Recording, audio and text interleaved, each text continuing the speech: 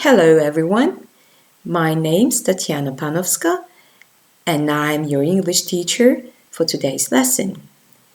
And the lesson is the second conditional sentences.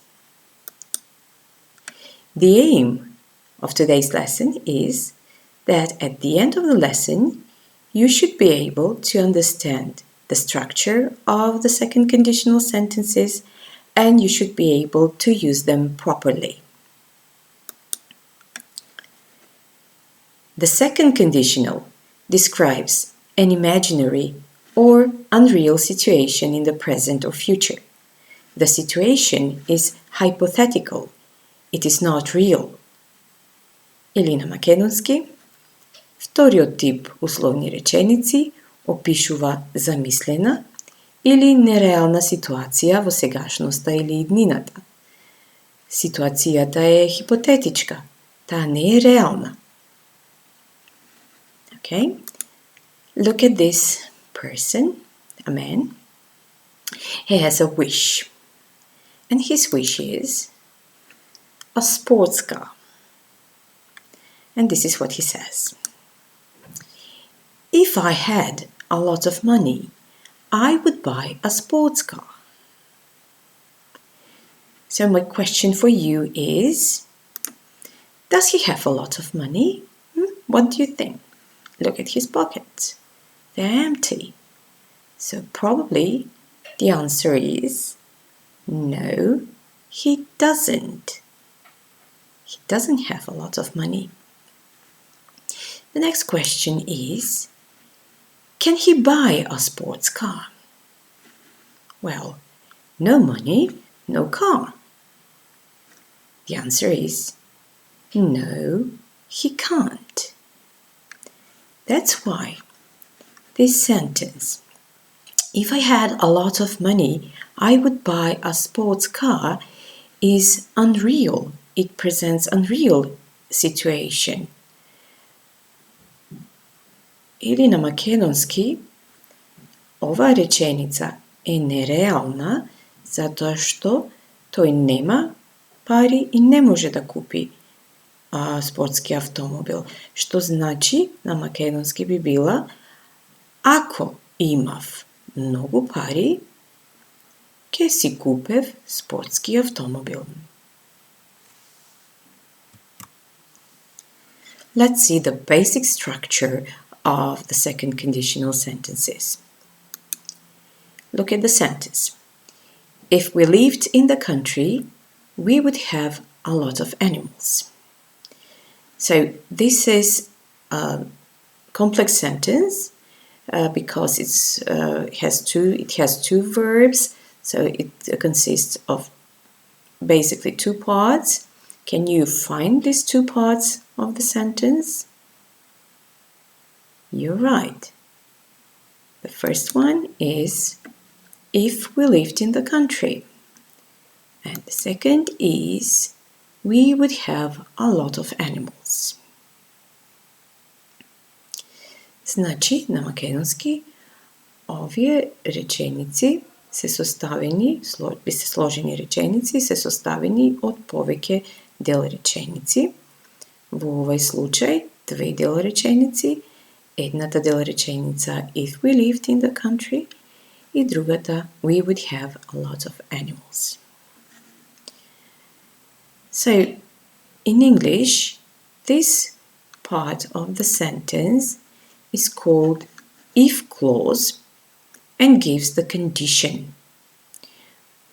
And this part is called main clause and it gives the result. The result of the condition given in the if clause. Значи, реченицата се вика if clause едноставно поради тоа што започнува со if и го дава условот, затоа овие реченици на македонски се викаат условни реченици, а овој дел од реченицата е главниот дел, односно главната дел реченица и го дава резултатот. The other thing that we should talk about is the tenses that are used in these two clauses. So here is the sentence again. If we lived in the country, we would have a lot of animals. So look at the verbs. Can you guess which tense is used in these conditional sentences? You're right. The verb lived shows that this tense is past simple. So in if clause, we use verbs in past simple tense. And in main clause, we use would and the base form of the verb.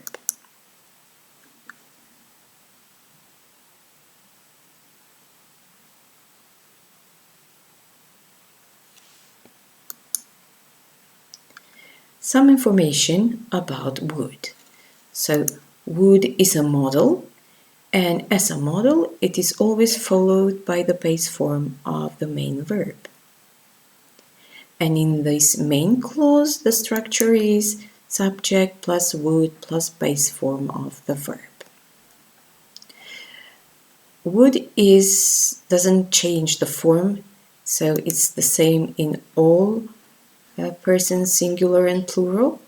So I would go, you would go, she would go, he would go, we would go, they would go. This is the full form, and there is a short form of the verb would, and usually it is more informal, and here it is, the short form. It's I'd go, you'd go, she'd go, he'd go, we'd go, and they'd go. The negative form of the modal verb would is I wouldn't go, you wouldn't go, she wouldn't go, he wouldn't go, we wouldn't go, they wouldn't go. Another thing is the order of the clauses in these conditional sentences. So we'll start with the examples first. The first example is, if we won the lottery, we would be very happy. The second example is, we would be very happy if we won the lottery. So what do you think? Are these sentences the same? Do they give the same meaning? Do they have the same meaning? Yes, they do. The only difference is the order of the clauses.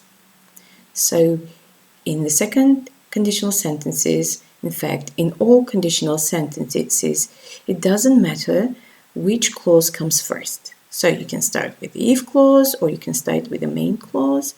It doesn't matter. The only difference is that you should use a comma when the if clause is at the beginning of the sentence. And we don't use a comma when the sentence starts with the main clause. So, на македонски, кога ги видиме овие две реченици, овие два примери, if he won the lottery, we would be very happy, and we would be very happy if we won the lottery, ќе видиме дека единствена разлика е редоследот на дел речениците.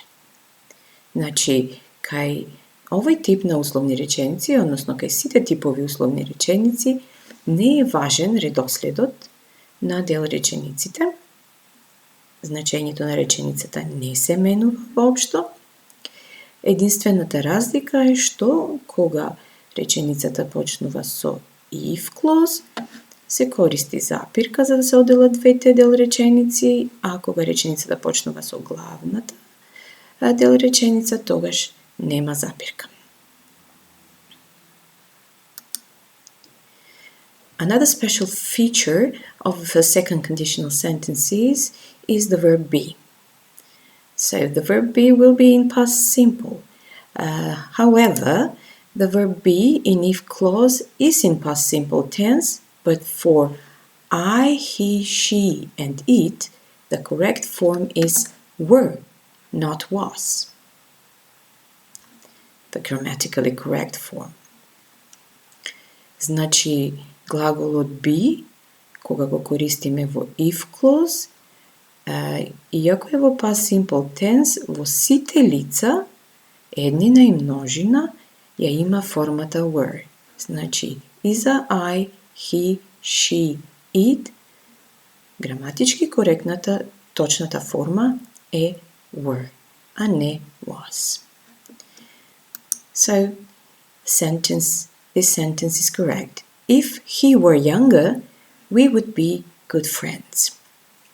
The reason for this type of use of the verb be is, again, the unreal condition. It is not really a past tense here. It is present, but we say something that is unreal. If he were younger, he can't be younger. Уште еднаш причината за употребата на were наместо was е тоа што ова не е точно, не е потполно точно идно минато време, туку тоа е сегашно време кое што искажува нереална ситуација. И тој не може да биде помлад за да биде твој пријател. So the next sentence is again, if I were you, I wouldn't say anything. So this is the correct form. And if I was you, I wouldn't say anything is grammatically incorrect, although it is usually used in the language, in the spoken language, in the slangs, and in the last time I checked, even in some of the grammars. So, if I were you is used to give an advice to a person. So, if I were you, I wouldn't say anything. If I were you, I wouldn't do that. This is the basic, what is the basic elements of the second conditional, and now you should do this exercise. For this exercise, you need a notebook and your pencil or pen. You can pause this presentation while doing the exercise. And now let's check the answers. If I had more free time, I would tidy my room.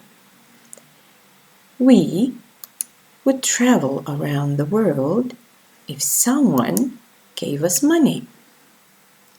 If I knew his phone number, I would call him, or the short form, I'd call him. Both are correct.